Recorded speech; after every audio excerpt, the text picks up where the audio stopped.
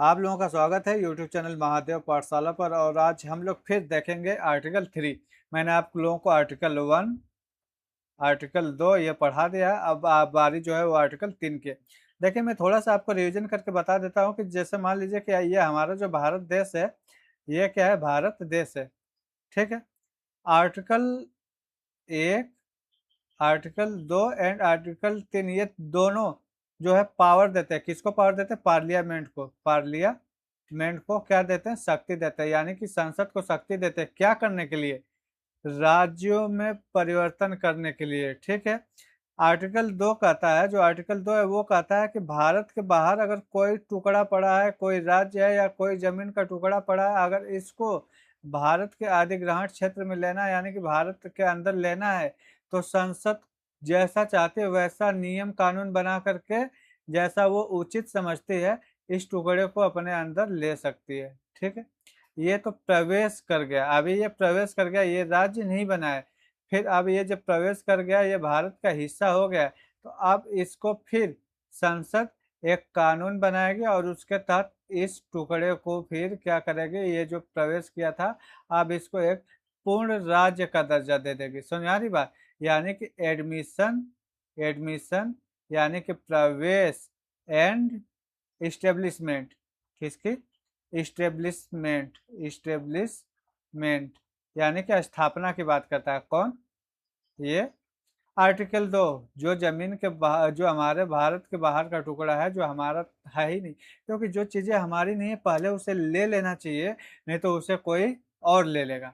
क्योंकि जो चीजें अंदर हैं उसको तो हम बाद में भी देख सकते हैं। अब आइए आर्टिकल 3। जो आर्टिकल 3 है ना, ये भारत के अंदर की बात करता है, यानी कि जो संघ है उसके अंदर की बात करता है। कि संघ में हमारे, आपने देखा होगा कि महाराष्ट्र हो गया, गुजरात हो गया, उत्तर प्रदेश हो गया, मध्य प्रदेश हो गया, ऐसा करके बहुत सारे राज्य हैं। अब इन राज्यों के क्षेत्र जो नाम है उसमें मान लीजिए चेंजेस करना हो, या फिर इनके क्षेत्र में परिवर्तन करना हो, यानी कि कोई भी हमारे राज्य से संबंधित कोई भी अगर चेंजेस करना हो, तो वो किस में आएंगे? वो सारी चीजें आएंगे अनुच्छेद 3 में, यानी कि नए राज्यों का गठन। ठीक है। अब नए राज्यों के गठन में क्या आता है? नए राज्यों का गठन आता है, या मौजूदा राज्य के क्षेत्र, सीमा और नाम में परिवर्तन से अगर संबंधित कोई चीजें हैं, तो वो आर्टिकल 3 में आएंगे। ये चीजें आपको कंफर्म होनी चाहिए। समझ में आ रही बात आपको ये? हाँ। अब थोड़ा सा आगे चलिए कि अनुच्छेद 3 प्रावधान क्या करता है। संसद कानून द्वारा नया राज्य बना सकती है। संसद कानून द्वारा कोई भी नया राज्य बना सकती है। अब मुझे आप एक चीज बताइए कि ये मान लीजिए, सपोज करिए कि ये क्या है, ये भारत है। ठीक है। भारत है। यहाँ पे ऐसे करके ये है, ये ए हो गया, ये बी हो गया, ये सी हो गया, ये डी हो गया, ये ई हो गया, और ये एफ हो गया, ये जी हो गया, एच हो गया, और यहाँ पे क्या हो गया, ये मान लीजिए आई हो गया। अब मुझे एक बात बताइए, ये पूरा मिला करके भारत बना हुआ है। अगर आपको नया राज्य बनाना है, तो जब सब मतलब पूरे भारत देश में सब एकदम, हर एक स्टेट का नाम है और संघ शासित प्रदेश है, तो आप कैसे नाम बनाएंगे? किसी न किसी को तोड़ना तो पड़ेगा ना। मान लीजिए कि आई यहाँ पे बड़ा दिखाई दे रहा है, तो आप कहोगे कि इसमें ज्यादा प्रॉब्लम हो रही है, इसको दो भागों में बांट दो। तो दिखाई दे रहा है आई कितने भागों में बढ़ गया? दो भागों में बढ़ गया। आई अब यहाँ पे जे हो गया, तो आई इधर हो गया, जे इधर हो गया। यानी कि समझ में आ रही बात आपको कि जो आपको स्टेट दिखाई दे रहे हैं, वो स्टेट कोई अविनाशकारी नहीं है। उनका कभी भी विनाशकारी यानी कि विघटन हो सकता है। ये चीजें आपको समझनी चाहिए। जो आपको नाम दिखाई दे रहा है, वो नाम परमानेंटली नहीं है, वो नाम भी चेंज हो सकता है। जितने एरिया में वो फैला हुआ है, वो एरिया भी फिक्स नहीं है, वो एरिया भी चेंज हो सकती है। उसके सीमा में बदलाव किया जा सकता है। तो आई होप कि आपको इतनी सारी चीजें समझ में आई होंगी। आपको फिर मान लीजिए कि ऐसा हो सकता है कि आई का इतना क्षेत्र ले लिया गया। ठीक है। आई का इतना क्षेत्र ले लिया गया और जे का इतना क्षेत्र ले लिया गया, और इस रंगे हुए भाग को क्या बना दिया गया? आई ये हो गया, जे ये हो गया, और इस रंगे हुए भाग को के बना दिया गया। आपको दिखाई दे रहा है कि जब हमें कोई नया राज्य बनाना है तो इन्हीं में से कटौती करनी पड़ रही है। समझ में आ रही बात? तो जो एरिया है वो एरिया कभी भी कम और ज़्यादा हो सकता है, नए राज्य बनाए जा सकते हैं। किसी राज्य का क्षेत्र क्या हो सकता है, बढ़ भी सकता है, और किसी राज्य का क्षेत्र जो है वो घट भी सकता है। मैं आपको बोला ना कि यहाँ पे जैसे मान लीजिए बढ़ा था, इसमें क्षेत्र बढ़ भी गया घट भी गया। अब आई का पूरा ये इतना क्षेत्र था, लेकिन इसमें से ये क्या हो गया, के बन गया। अब के का जो एरिया है वो बढ़ गया, आई का जो एरिया कम हो गया है, के जे का एरिया जो है वो यहाँ से नीचे से कम हो गया है। तो देख रहे हैं, किसी राज्य की सीमा बदली जा सकती है। यानी कि जो सीमा आपको इतना सीमा ये दिखाई दे रही थी, पूरा सीमा यहाँ तक थी, इसकी पूरी की पूरी सीमा ही बदली गई। और किसी राज्य का नाम बदला जा सकता है। जो राज्य इतना बड़ा हुआ करता था, अब इसका नाम देख रहे हो, यहाँ पे जे हो गया, यहाँ पे के हो गया, इसका नाम ही पूरा चेंज हो गया। इसका एक तरीके से अस्तित्व ही क्या हुआ, खत्म हो गया। हो सकता है आई का नाम बदल करके हम वाई कर दे, ये भी हो सकता है। जैसे महाराष्ट्र का नाम बदल करके मुंबई हो जाए, चाहे मुंबई का नाम बदल करके महाराष्ट्र हो जाए। जैसे पहले संयुक्त प्रांत हुआ करता था, अब उत्तर प्रदेश हो गया, तो ऐसे करके जो नाम है वो क्या हो सकता है, चेंज हो सकता है। जैसे पहले मद्रास हुआ करता था, अब क्या हो गया, चेन्नई हो गया। तो इस तरीके से चेंजेस हो सकते हैं। ठीक है। संसद के पास क्या है, 5 प्रमुख शक्तियां। मैंने आपको वही बताया कि नया राज्य बना सकता है किसी राज्य के क्षेत्र को अलग करके, या राज्य या राज्यों के भागों को मिला करके। दो मान लो ये ए और बी, ये दो क्या है, राज्य है। इनमें से इतना काट लिया, इसमें से इतना भाग काट लिया, और इन दोनों भागों को जब मिला देता है तो ये मान लीजिए एक नया क्षेत्र बन गया सी, एक नया स्टेट बन गया। समझ में आ रही बात? ए भी अस्तित्व में है, बी में बी है, और इन दोनों के भागों को काट करके एक नया भाग बना दिया जिसका नाम सी स्टेट हो गया। ठीक। किसी राज्य का क्षेत्र बढ़ाना और घटाना मैंने आपको बता दिया। किसी राज्य की सीमाओं में परिवर्तन भी किया जा सकता है, और किसी जो राज्य का वो नाम बदला जा सकता है। मद्रास, चेन्नई आप देख पा रहे होंगे। ठीक है। नया राज्य कैसे बनाया जाता है, किसी मौजूदा राज्य से क्षेत्र अलग करके, या दो से अधिक राज्यों को मिला भी दिया जा सकता है, या दो से अधिक राज्यों के भागों को मिला सकता है। समझ में आ रही बात? किसी मौजूदा राज्य से, ये मान लीजिए कि ए है, ठीक है, ए है, इसमें से ये भाग अलग करके यहाँ पे बी बन गया, या फिर दो ऐसे, ये ए है और यहाँ पे ये बी है, इन दोनों को मिला दिया गया और एक बड़ा सा बन गया, ये सी बन गया। ठीक है। इन दोनों को मिला करके एक बड़ा सा स्टेट बन गया। अब इन दोनों एरिया को मिला दिया गया, या दो से अधिक राज्यों के भागों को मिला करके, ये वही सेम बात होगी। ठीक है। किसी क्षेत्र को किसी राज्य के भाग से मिला करके, मान लीजिए ये कोई, ये क्षेत्र है और ये कोई भी स्टेट है, इसको इसमें मिला दिया गया, तो ऐसे भी चल सकता है। अब होता क्या, आर्टिकल जो 3 है उसका जो बिल है वो संसद के किसी भी सदन में प्रस्तुत किया जा सकता है, चाहे लोकसभा हो या फिर राज्यसभा हो, किसी में भी पेश किया जा सकता है। लेकिन एक चीज जो है वो याद रखने लायक चीजें हैं कि जब आप बिल प्रस्तुत करेंगे तो इससे पहले राष्ट्रपति की सिफारिश आवश्यक है, यानी कि पूर्व अनुमति चाहिए ही चाहिए। समझ में आ रही बात? बिना राष्ट्रपति के पूर्व सिफारिश के आप इस बिल को पेश नहीं कर सकते। यदि प्रस्ताव किसी राज्य के क्षेत्र, सीमा या नाम को प्रभावित करता है तो राष्ट्रपति उसे संबंधित राज्य के विधानमंडल को विचार व्यक्त करने के लिए भेजते हैं।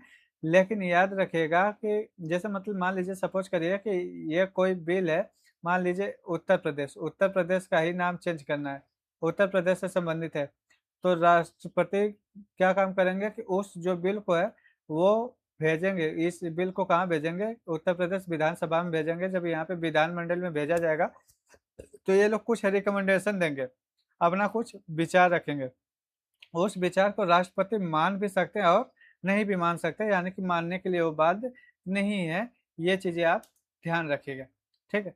विधानमंडल केवल अपना व्यूज यानी कि विचार रख सकता है, राज्य विधानमंडल की सहमति लेना संविधान में अनिवार्य नहीं है, यानी कि कंसेंट जरूरी नहीं है। राष्ट्रपति की भूमिका क्या है कि बिल को संसद में पेश करने से पहले राष्ट्रपति रिकमेंडेशन आवश्यक है, और क्षेत्र, सीमा या नाम प्रभावित होने पर राष्ट्रपति संबंधित राज्य के विधानमंडल से व्यूज मांगते हैं।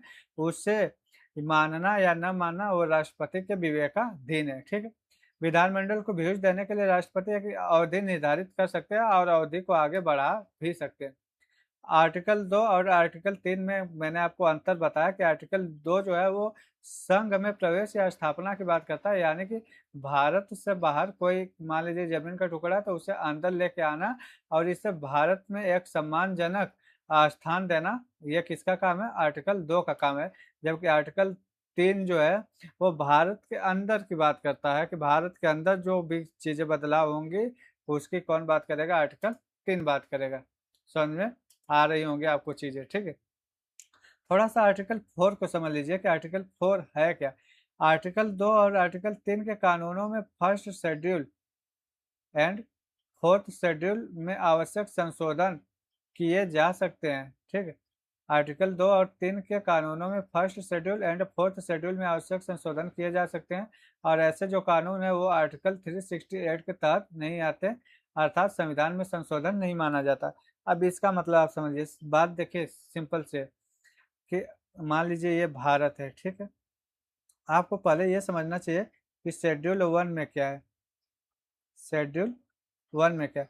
देखिए शेड्यूल 1 जो है वो संघ एवं उसके राज्य क्षेत्र की बात करता है। किसकी बात करता है? राज्य क्षेत्र की बात करता है। अगर आपको देखना हो कि हमारे संघ में कौन कौन से स्टेट आते हैं तो जितने भी स्टेट आते हैं वो आपको इसमें दिखाई दे देंगे। जितने भी यूनियन टेरिटरी आते हैं वो भी आपको इसमें दिखाई देंगे। एंड इनके जो एरिया है वो कहाँ कहाँ से है, कहाँ कहाँ तक है, वो सब चीज़ें आपको इसमें दिखाई देती हैं, ठीक है। किसमें? शेड्यूल 1 में किस स्टेट का क्या नाम है, सब चीज़ें आपको इसमें विस्तार से दिखाई देगा। अब शेड्यूल 4 में समझिए क्या है। शेड्यूल 4 में शेड्यूल 4 में कहा गया है कि जो राज्य है, मतलब जैसे राज्यसभा है ना, तो राज्यसभा में सीटों का जो आवंटन है, यानी कि जो सीटों का बंटवारा है, यानी कि किस राज्य से कितने प्रतिनिधि राज्यसभा में आएंगे, इसका हिसाब किताब कहाँ पे है? ये शेड्यूल 4 में है, ठीक है। शेड्यूल 4 में है। अब आप ये समझिए कि मान लीजिए कि ये हमारा क्या है? भारत है। ये एक जमीन का टुकड़ा आ रहा है, ठीक है। जमीन का टुकड़ा मान लीजिए कि ये जब ये जमीन का टुकड़ा इसमें आएगा तो सबसे पहले ये क्या होगा? इसका एडमिशन हो गया, ठीक है। क्योंकि ये जमीन का टुकड़ा बाहर है तो जब जैसे ये बाहर है तो ये किसके अधीन आ जाएगा? आर्टिकल 2। मैंने आपको बताया कि जो चीजें बाहर है वो पहले अंदर लेना है। तो जैसे आप इसको ये इस भारत नामक स्कूल में एडमिशन कराएंगे तो ये भाई साहब अब आगे इनका एडमिशन हो गया। अब इनको नाम देना है, तो नाम देने के लिए फिर एक नियम लेके आया जाएगा और उस नियम के तहत इनको एक राज्य का दर्जा दे दिया जाएगा। किसका दर्जा? मान लीजिए कि राज्य ये इनका दर्जा दे दिया गया। लेकिन याद रखिए कि राज्य का दर्जा दे दिया गया, तो जब राज्य का आप दर्जा देंगे तो इस राज्य से कुछ लोग राज्यसभा में जाएंगे या नहीं जाएंगे? जाएंगे ना। तो राज्यसभा में जाएंगे तो कितने लोग जाएंगे? सबसे पहले ये समझिए कि ये जो राज्य का दर्जा दिया गया तो इनका नाम रखा गया ए, और ये कितने वर्ग किलोमीटर में फैले, इनका एरिया क्या है, इनका सीमा क्या है, इनका राज्य क्षेत्र क्या है, ये सारा विवरण कहाँ पे है आपका? तो ये सारा विवरण शेड्यूल 1 में है। यानी कि शेड्यूल 1 में आपको ये चीज़ें मेंशन करनी पड़ेगी, आपको संशोधन करना पड़ेगा। शेड्यूल 1 में ये चीज़ें आपको लिखनी पड़ेगी, ठीक है। आपको तो ये हो गया। जब आप ये राज्य नामक जो ए है, अब ये क्या है कि ये राज्य बन गया तो यहाँ से कुछ लोग राज्यसभा के प्रतिनिधि भी तो जाएंगे। तो कितने लोग जाएंगे? सबसे पहले तो ये शेड्यूल 1 में लिख दिया। अब शेड्यूल 4 में जितने लोग जा रहे हैं उतने लोगों का विवरण आपको शेड्यूल 4 में भी लिखना पड़ेगा। यानी कि 2 और 3 में अगर आप कोई चेंजेस करते हैं आर्टिकल 2 और 3 में तो उसका संशोधन आपको शेड्यूल 1 और शेड्यूल 4 में करना ही पड़ेगा। आपको 368 के तहत नहीं जाना पड़ेगा, ठीक है। ये चीज़ें समझ में आ गई। अब चीज़ें और समझिए। अब बात आ रही है कि आर्टिकल 3 में क्या हुआ। आर्टिकल 3 में मान लीजिए भारत के अंदर, ये भारत है, भारत के अंदर मान लीजिए ए है, बी है, सी है। अब यहाँ पे मैंने ऐसे करके ये क्या है, ये वाला जो एरिया है ये मान लीजिए मैं डी नामक एक नया स्टेट बना दिया। समझ में आ रही बात? आपको डी नामक स्टेट बना दिया तो डी नामक स्टेट जो है ये एक नया स्टेट बना है। जब नया स्टेट बनेगा तो कुछ ऐसे स्टेट मतलब कि इस स्टेट के कुछ लोग राज्यसभा के प्रतिनिधि के रूप में जाएंगे या नहीं जाएंगे? जाएंगे ना। तो यहाँ से क्या होगा, प्रतिनिधि के रूप में जाएंगे तो आपका शेड्यूल 4 में सीटों का आवंटन दिया गया है, यानी कि इस डी नामक स्टेट से कितने लोग जा रहे हैं वो आपको शेड्यूल 4 में मालूम चलेगा। यानी कि शेड्यूल 4 में भी आपको क्या करना पड़ेगा, संशोधन करना पड़ेगा। और ये जो नया राज्य डी बना है, इसका एरिया क्या है, इसका नाम क्या है, इसमें इसका मेंशन कहाँ पे मिलेगा आपको, शेड्यूल 1 में। तो ये सारी चीज़ें जो है, जब आप कोई नया राज्य में उसके नाम में परिवर्तन करते हैं या कुछ भी करते हैं तो आपको शेड्यूल 1 और शेड्यूल 4 में भी परिवर्तन करना पड़ जाता है। ठीक है, तो आई होप कि इतना जो चीज़ें आपको क्लियर हो गई होंगी। तो अगर आपको वीडियो पसंद आई हो तो आप इसको लाइक करिए, सब्सक्राइब करिए और ज़्यादा से ज़्यादा शेयर कीजिए और हमें थोड़ा सा सपोर्ट करिए। बताइए हमें कमेंट करके कि ये चीज़ें आपको कैसी लग रही है, सही है या नहीं, और कुछ कमी है तो उस कमी को भी हमें बताते रहिए। ठीक है।